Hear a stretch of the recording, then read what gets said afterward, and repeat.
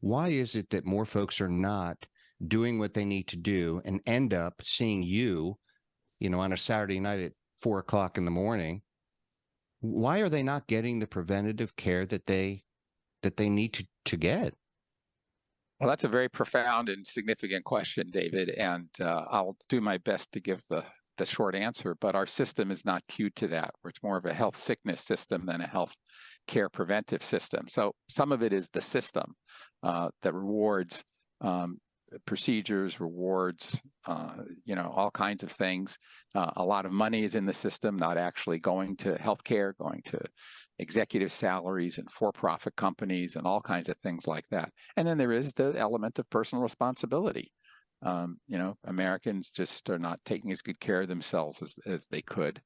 And I understand that struggle. I have my own problems with personal health from even though I knew everything, I wasn't doing everything I was supposed to. I'm in much better shape now, so let me own my own role in that. But diet, exercise, not smoking, not overindulging in any drugs or alcohol, wearing a seatbelt. I mean, these are basic things, safety proofing homes, and so on, getting mental health treatment for those who need it. And, the social safety net that, people are homeless, all kinds of problems going on. So even just arranging for a home makes a big difference, or some kind of place where people can live makes a huge difference in their care. So I think we have the amazing thing is we have amazing modern medical science. It's just astonishing the things that we can do. And at the same time, we do these miraculous things. And at the same time, we've got a huge number of people that don't have insurance. We have, expenses that are out of control. And for spending the most money in the world, our health for a nation, our health statistics simply don't reflect that.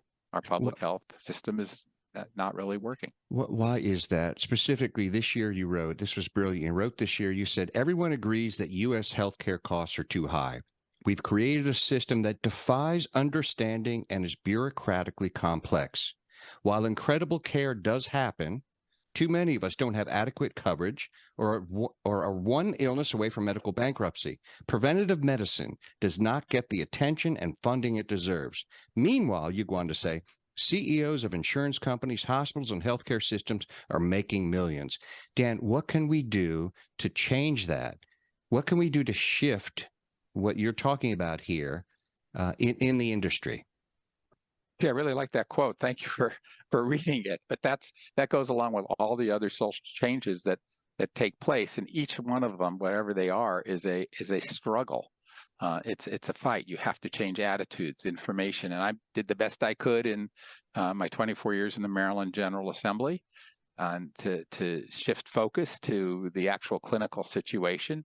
I mean, in the end, healthcare is the widget that use that term, the healthcare widget that's supposed to be turned out as the provider-patient connection. Whether the provider is a physician or a pharmacist, a nurse, a physician assistant, a paramedic, social worker, whatever, psychologist. But we have got the tail wagging the dog. It's actually, way more time is spent on all the other bureaucratic and insurance systems and not really celebrating or rewarding the providers. And I also would include the clerks who work in the emergency room, the housekeeping staff, the security staff, the technical staff, all the other support people. That's where the work is, but they don't get the rewards. They don't get paid what CEOs of hospitals get. And you can look that up in Maryland. They're making $2 to $7 million a year. And they certainly deserve to be, rewarded, but there are other people who are actually on the front lines at 3 a.m. making $14 an hour. And I like to see that balance tipped. But to change the system of incentives and finances is part of it.